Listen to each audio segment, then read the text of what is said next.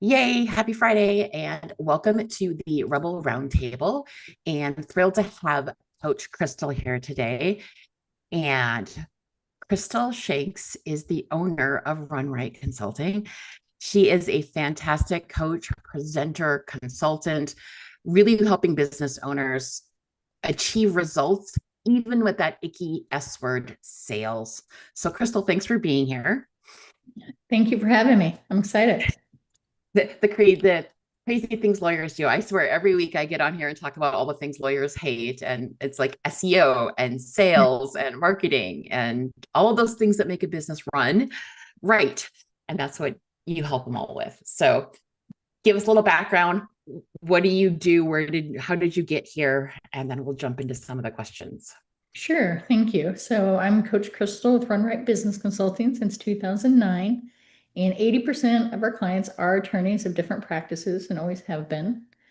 And what we do with clients is we actually give them the proven strategy or system, and then we can track that. When they execute it, we can track the actual tangible ROI from that execution, whether that's more revenue, profit, cash flow, ideal, dream clients, things of that nature. Perfect, which I think a lot of lawyers miss out on the tracking part. They hire a coach and then they don't necessarily do the ROI discussion and they don't understand what they get out of it. So what's the biggest myth or what's the biggest obstacle you run into with lawyers when you start talking about this process of sales and tracking? Well, usually they don't have a high-end soft relationship sales process where the prospect closes themselves versus them closing them. Okay. And if I may, I have a formula, a chassis for this high-end soft relationship close that I'd like to share, if that's okay. Feel free. So this is the formula. It's D times V plus F greater sign R. Okay. So this is the chassis for your sales process. The D stands for dissatisfaction. These are your clients' pain points, why they're coming to you, whether they're in true pain or lost opportunity costs. V stands for vision. This is how you can work with them to get them out of pain or not go into pain. Okay. This is how you work with them. F is first steps. This is when the soft relationship close starts to happen in your sales process. And R stands for resistance. Okay.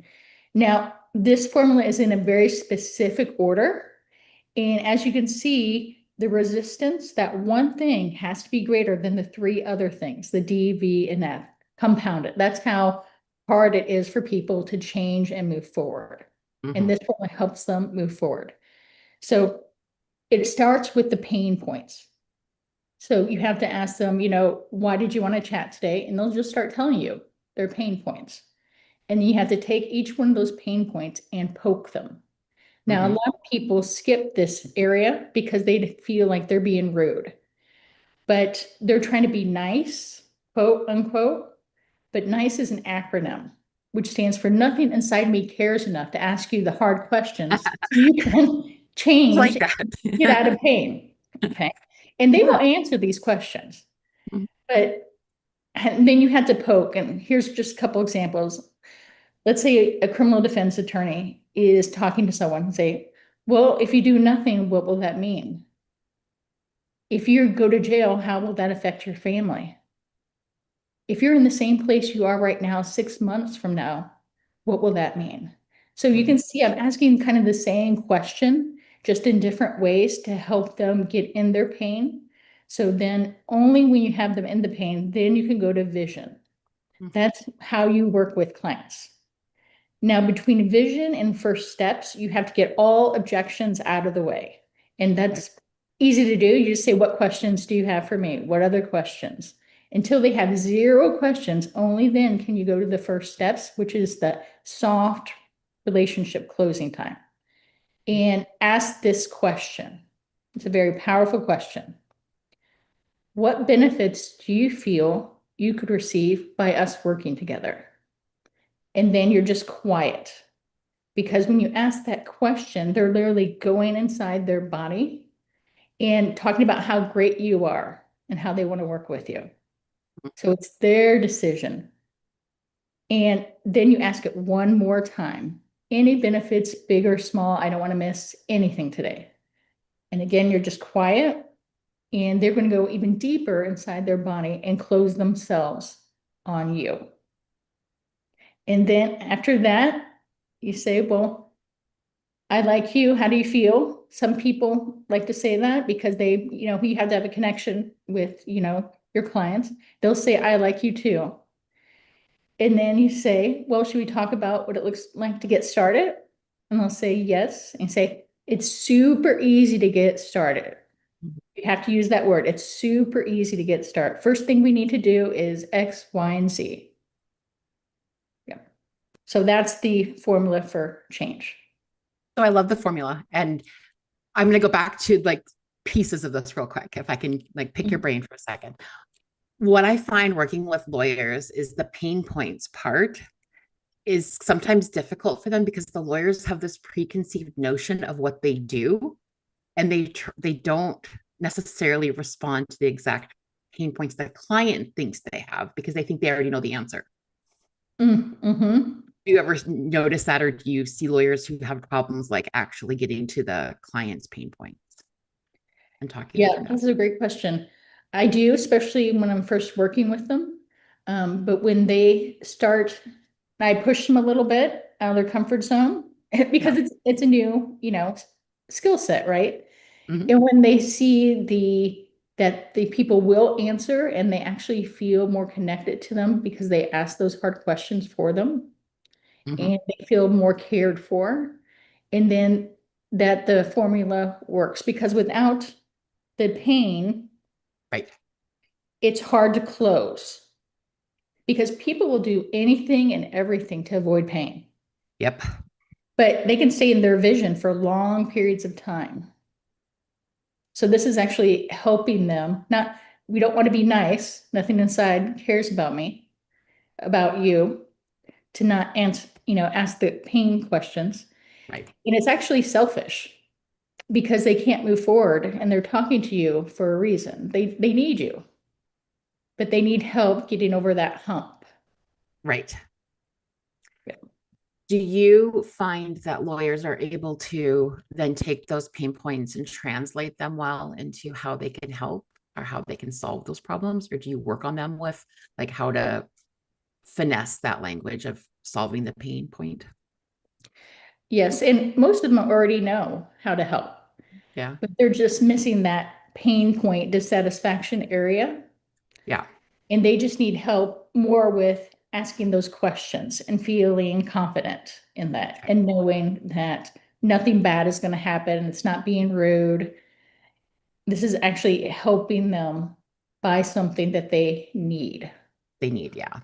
Yeah, Yeah. I've seen that like come out in different things, and it's always interesting to see how to get over that hump sometimes. right. Most of the time, lawyers, when you say the S word, sales, Mhm. they they think it means being pushy or fake, but it seems like in your formula here, it's actually the opposite of that. Like you're Right. not being pushy or fake. So feel free to expand upon that. Yeah, I mean, a lot of people, especially lawyers, feel like it's car salesman-y. It Yep. doesn't have to be that way. Using the formula for change, it's more a soft, high-end relationship close versus a car salesman. We don't do any car sales, tactics or any of that. And honestly, we don't want clients that aren't good fits. Like you don't want to push someone into hiring you anyway. And so Right. anyone you're likely talking to, it's sales, but you're not trying to sell them on something they don't need. Right, exactly. Likely. Yeah. And, there's different types of salespeople, the pushy one, the car salesman one. Yeah. But with our clients, it's professionally helping someone buy something that they need. We're helping them. Yeah.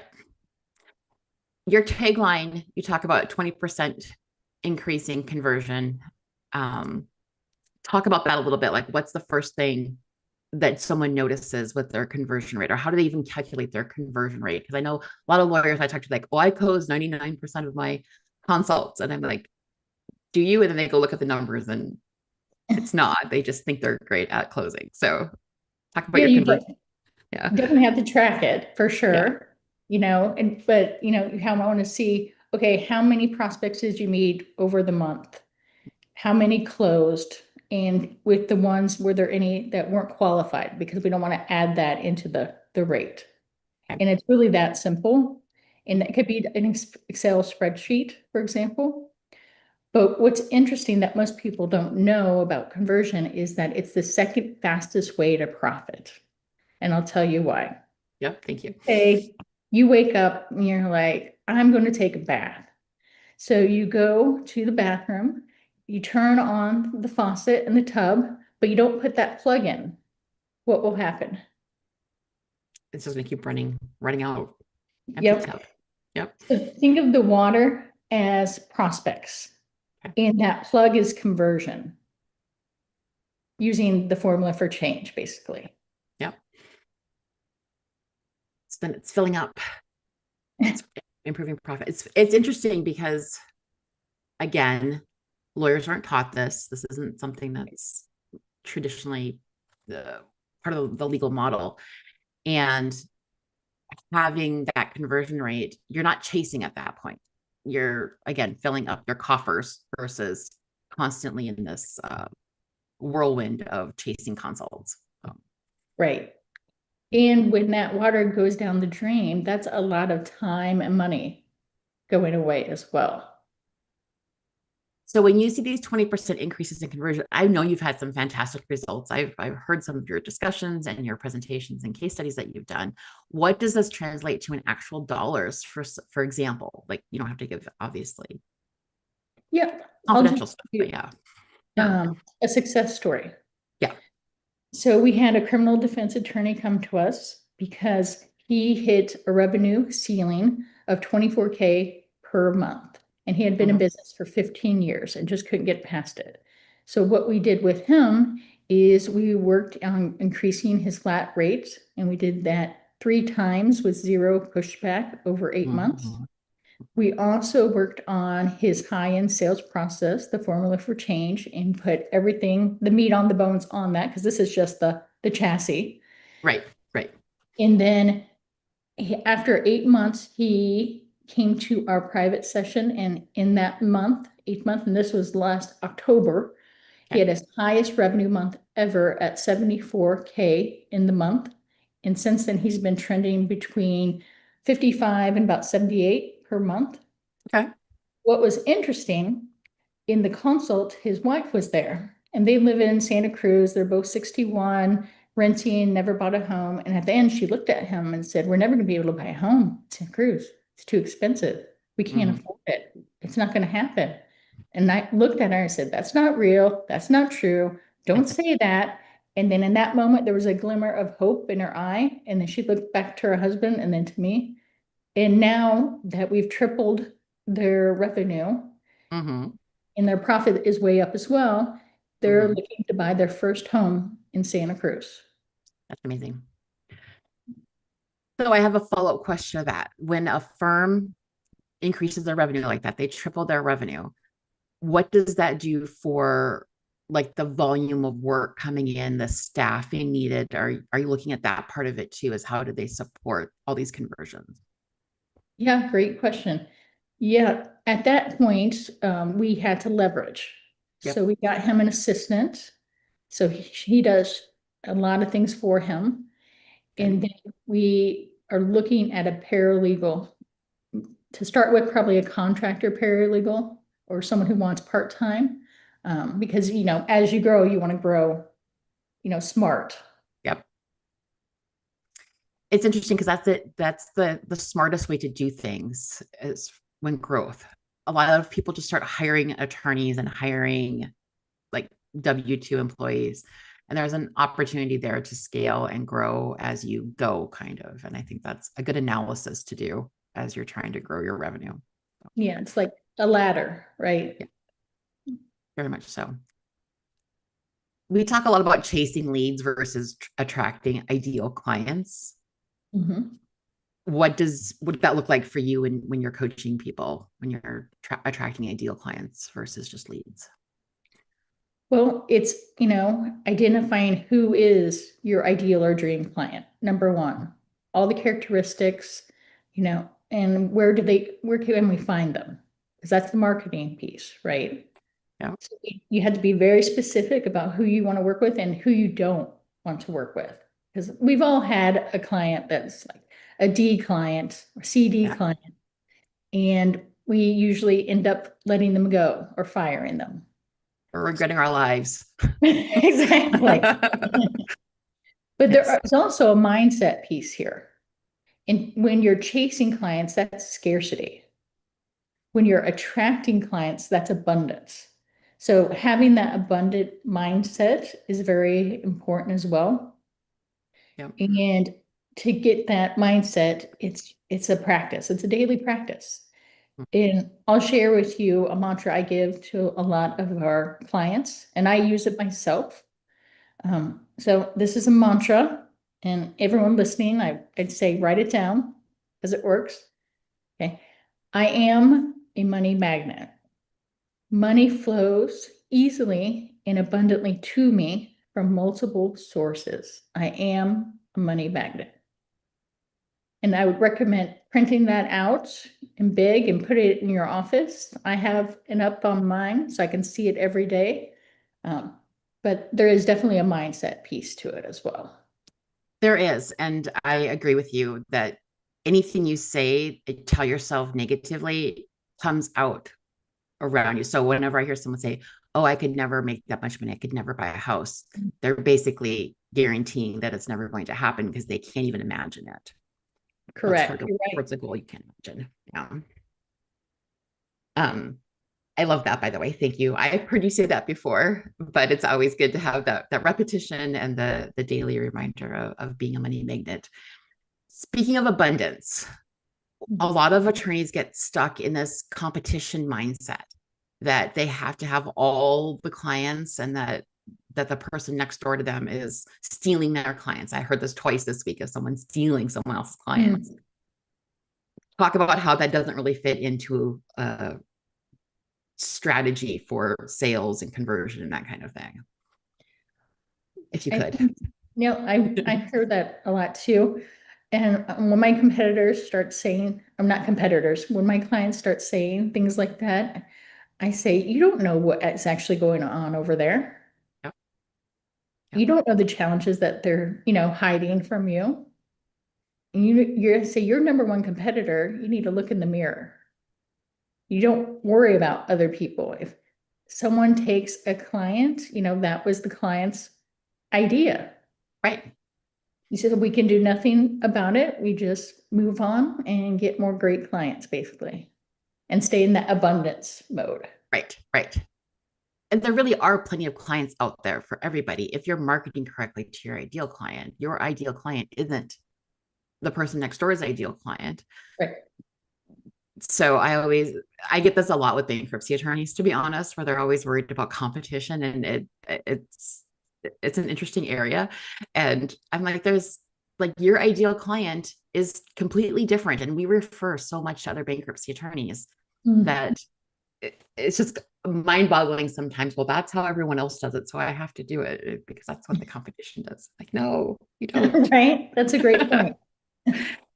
Because I always say you want to be the only one doing something, not the one doing what everyone else is doing from a marketing standpoint. So, um, so if someone's looking at your model and your formula, your chassis, I like that you have the chassis, but then you build on top of it to be actually strategic.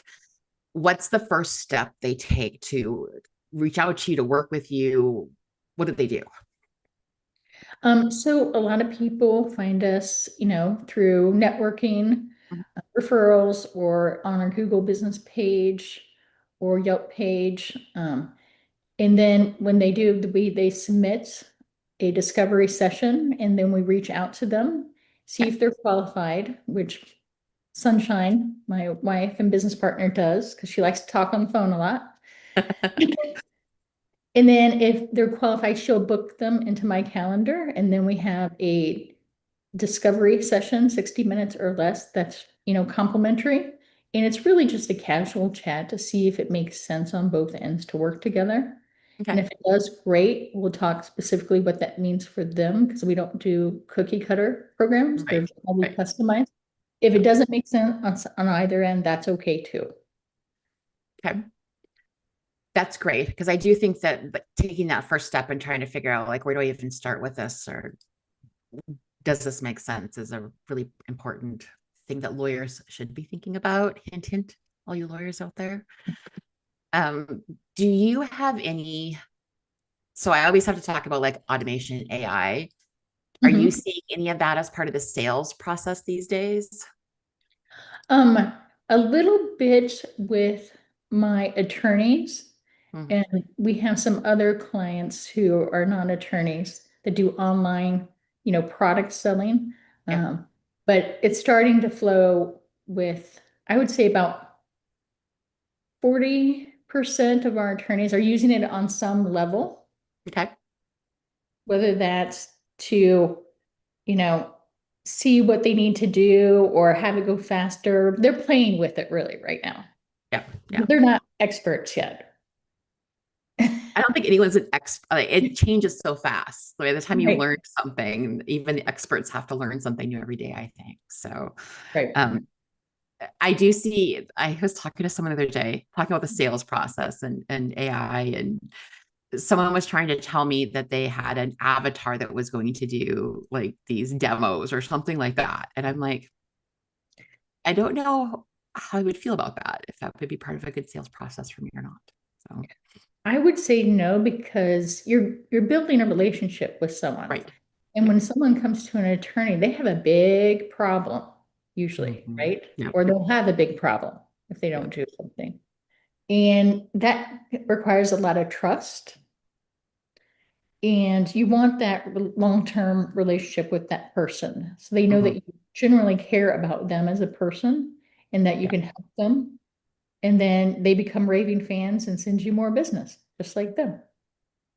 And that's kind of how I look at it. I am a huge AI fan. So everyone's like, oh, you're going to try to automate everybody's jobs. I'm like, actually, I think what AI does is it puts back a human touch onto things because you can develop those relationships because you have the back end doing the work that you used to have to spend hours working on. And now you have a better ability to handhold and do things like that that fell by the wayside before and turned into bar complaints for lack of Right. communication and things like that because you're so busy and swamped with all of the details you had to work on. So um any other tips that you'd want to you do great presentations. If anyone gets a chance to see Coach Crystal do a presentation at a group or a conference, please go see it because they're fantastic. But any other tips you want to throw out, anything for us to think about?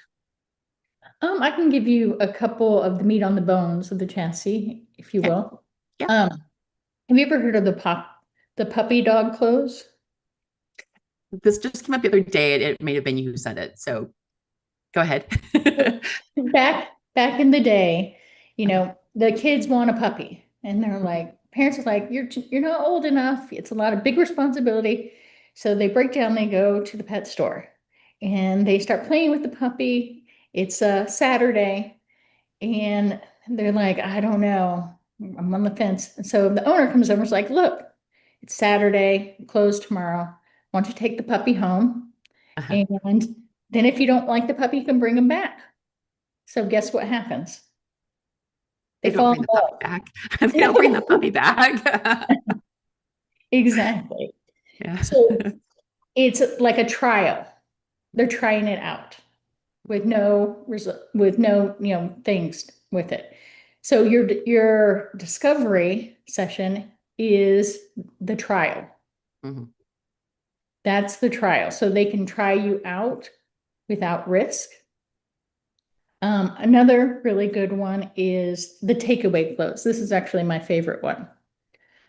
Have you ever heard of the takeaway close, Jen? I don't think so. Okay. So I'll give you an example of a product and then of a service. Okay. Let's start with the product first. So you can see how they're interchanged, but they have the same result. Let's say you want to buy a piece of luggage. So you go to Toomey and you're looking around and they're bringing it down, you're feeling it, looking inside, And you're like, I don't know if I want to spend $250 on a, piece of luggage.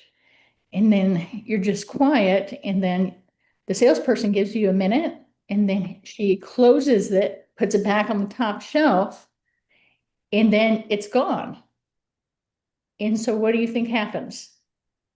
Your subconscious goes, hey, give me that back. Yes, exactly. And so then you go ahead and buy it. So Yep. Yep. that's the product way. The service way, and it's this language. So when a new prospect comes in, or I'm talking to someone in networking who's interested, and I say, well, I don't know if it makes sense or not on both ends, but if Mm, it does, we can do a 60-minute complimentary discovery session, which is really just, a casual chat to get to know each other. So I gave it to them, offered it, but then I also took it right back. mhm, And when I say that, they say, of course, I want a discovery session. mhm. So I help them kind of move forward in that process of making Right. a decision. Yeah.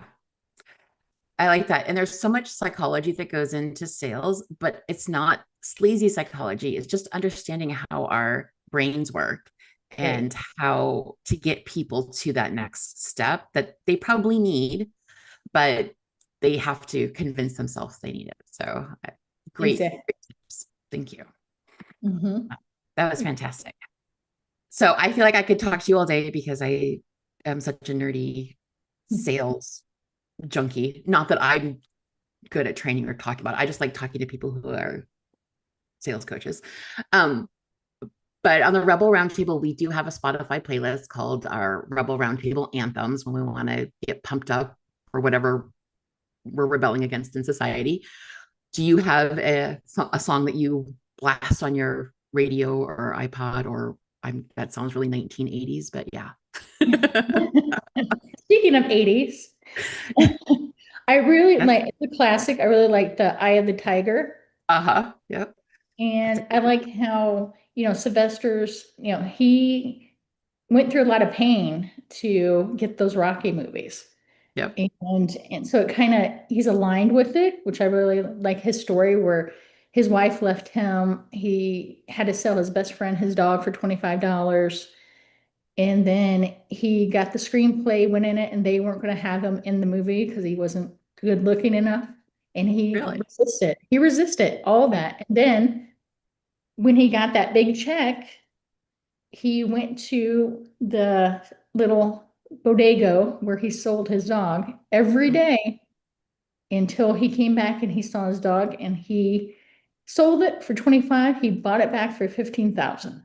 Holy cool. I didn't know that. I never heard that story before. Yeah. But that's fantastic. I love the story because I think music has a very like there's a lot of poetic, there's a lot of things that happen in music that we often don't realize. And so I think that's a fantastic way to segue into what you do and also a way to get kind of pumped up because it's a cool song. So Yeah. And he never quit. I really like that. He never never quit. quit. Yeah, very good. Well, Crystal, what's the best way to find you? You have a website, LinkedIn. Where should we find you at? You can find us on runrightconsulting.com. That's our Okay, website. You can brilliant. find us on LinkedIn, Run Right Consulting, San Francisco. And you can Google us in San Francisco with Run Right Consulting. And our Yelp pages and Google pages will come up. Okay, very cool. And I will include your website in the description once the everything's posted out there because we're streaming live, but I will then put it out there as an edit afterwards. So Sounds I great. really appreciate your time. Thank you for talking about lawyers and sales with me. And I hope to see everybody next